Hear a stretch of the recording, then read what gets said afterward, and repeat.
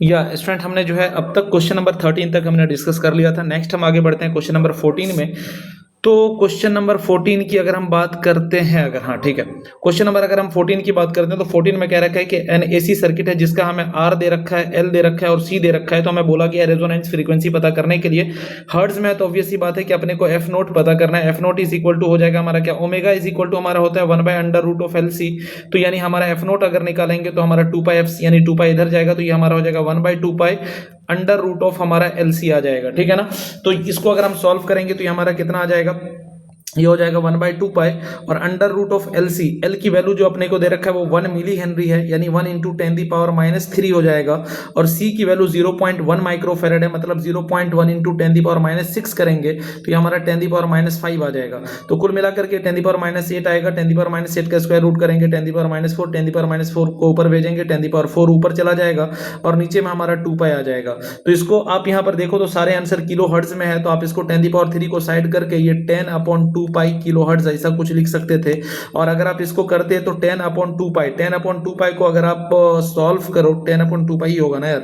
एक minute milli henry है हमारा, तो मिली हेनरी का मतलब 10⁻³ एकदम सही है। और सी का मतलब हमारा 0.1 माइक्रोफेरेड है, तो 10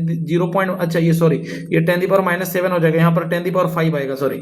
तो 10⁵ आएगा तो यहाँ पर हमारा ये 100 हो जाएगा। और इसको आप बेसिकली 100/2π करोगे, पाई की वैल्यू 3.14 मान करके अगर चलो तो ये लगभग 6 के आसपास आएगा। और 6 से इसको डिवाइड करोगे तो 15 के आसपास आ जाएगा आंसर, यानी 15 15 90 या 16 96, तो 15 और 16 के आसपास आएगा। दैट मींस हमारा ऑप्शन 1 जो है वो करेक्ट हो जाएगा। नेक्स्ट अगर हम आगे बढ़ते हैं क्वेश्चन नंबर, हम बात करते हैं किसकी, क्वेश्चन नंबर 15 की बात करते हैं। तो यहाँ पर अपने को क्या है, यूनिफॉर्म क्रॉस सेक्शन का एक वायर दिया हुआ है। ये अपने को एक वायर है यूनिफॉर्म क्रॉस सेक्शन का, करंट इसमें यूनिफॉर्मली डिस्ट्रीब्यूटेड है, इस पूरे सेक्शन में इस तरीके से करंट फ्लो कर रहा है। तो यहाँ पर बेसिकली मैग्नेटिक फील्ड और यहाँ पर मैग्नेटिक फील्ड और डिस्टेंस का ग्राफ हमसे पूछा गया है। ये तो खैर हम अपने बच्चों को रटवाते भी हैं। ये ग्राफ हमारा कुछ यूं चला जाएगा, अंदर में भी इसमें मैग्नेटिक फील्ड होगा और अंदर में डायरेक्टली प्रोपोर्शनल होगा, बाहर में इनवर्सली प्रोपोर्शनल, तो ग्राफ कुछ यूं चला जाएगा। दैट मींस हमारा ये ग्राफ जो है ऑप्शन 3 सही हो जाएगा। बहुत बढ़िया। नेक्स्ट हम आगे बढ़ते हैं।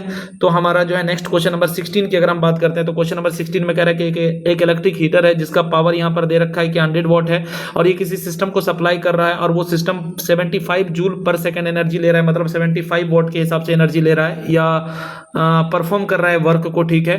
तो बोल रहा है कि कितनी इंटरनल एनर्जी किस रेट से इंक्रीज हो रहा होगा। तो जाहिर सी बात है 100 उसको दिया जा रहा है, 75 वो यूज कर दे रहा है, तो बचा हुआ एनर्जी जो है वो स्टोर हो रहा होगा 25 के हिसाब से। दैट मींस हमारा ऑप्शन सेकंड हो जाएगा सही।